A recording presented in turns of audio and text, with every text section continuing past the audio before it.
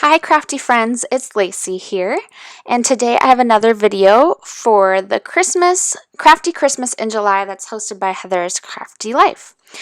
First I'm going to show you, I am doing a giveaway as is Heather with these holiday flair. So just leave a comment in the YouTube comments below, and at the end of this month I will choose one lucky winner to win both these sets of flair. And Heather's also giving both these sets away. I'm not sure how she's doing it, so check out her YouTube channel on her giveaways. So today I'm going to create a layout, and I'm using the Pretty Little Studio Christmas Joy line. I just love this line. I couldn't wait to get my hands on it, and I picked up quite a bit of the line, but I didn't use all of it, so I'm kind of just winging it. Not really. I mean, I have it kind of planned out, but you'll see as we go along. And then this last paper is not from that line. It's from, I think, I'll list it below. And then these die cuts are in my shop. You can pick them up today. They come with the Christmas Joy with the trees, the Christmas Joys without the trees, and then the trees, the 3, and then the single and then larger single. So you can pick those up in my Etsy shop. I will also link that below. And I'm also going to be using a Bazzill Marshmallow white cardstock as my background. So here I get started. I decided I'm going to cut my photo down to a 4x4 square. This is me and my husband from last Christmas. And now I'm just kind of deciding how I want to lay this out, which of the die cuts I would like to use. Yeah, this process took a little bit of time because I just wasn't sure which route I wanted to go, and then also what embellishments I was going to use. So I'm going to actually back this cut file with the paper line, and you will see how I do that in a moment. So it's not going to be left plain and white on white on white. So I'm just kind of pulling some embellishments out that I really like from the ephemera pack from this Christmas Joy line. I'm just kind of deciding still on my layout, and eventually I just kind of go for it because you just sometimes have to go for it and stop thinking. I actually do end up keeping this Christmas Joy without the trees, and then I use my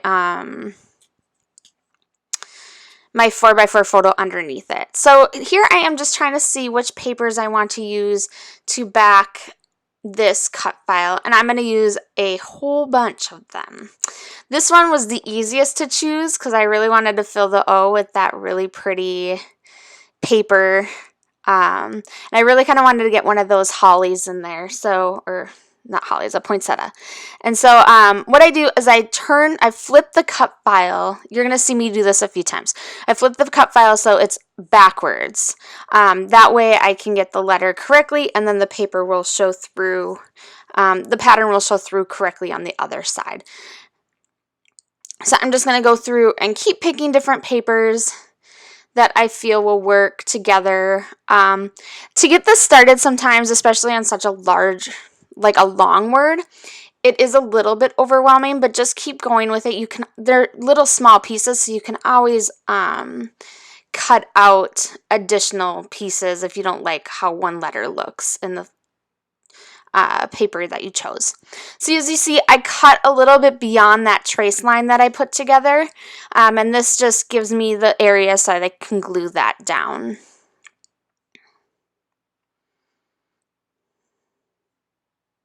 I do also try to use some of the papers multiple times.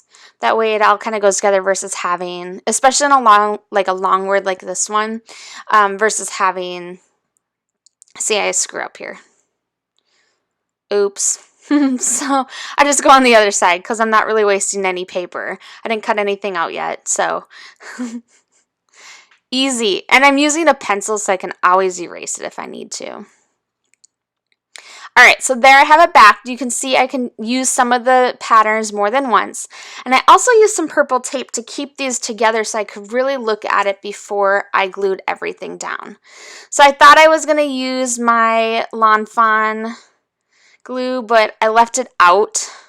And so it wasn't sticking. And of course, I was having issues with my camera, so that's why a lot of it skipped through. But I used some pop dots I'm going to use some pop dots here to pop this up. And so what I just did is I just went around the edges and glued each of those letters down on the pattern paper side. So I just like took a glue, liquid glue, and then I just around those, like as close to the edge as I could get, that's where I added the glue to it. I could not find my 3M adhesive, the dimensional adhesive, so I ended up using these foam circles. This process took a while, because if you know, that's a big space to do all those little foam circles. But anyways, it turned out fine. I'm glad I had them on hand since I couldn't find my 3M dimensional roll of adhesive. So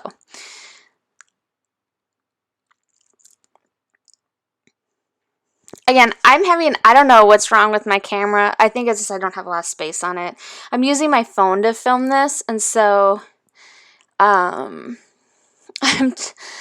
like, I film like little sections and I'm like, okay, this is going to work. And then all of a sudden it's not filming anymore. So I apologize if some of it is cut out. Most things, like the wreath is a sticker. This tag I just tied on with some black and white twine onto the letters. I used some more stickers throughout this layout as well. I also backed my photo with some of the pattern papers from the kit, and as you see, it cut out, but I really didn't add too many more embellishments. You can see them here in the close-ups. I did use a piece of the Flair that I had designed, which you also can pick up in the shop, but also comment below for a chance to win. And that is my layout. I hope you are inspired.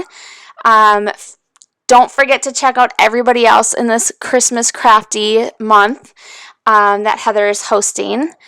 And shop my Etsy shop for the cut files, the Flair, and I will have a list of everything below that I used on this project. Have a great day.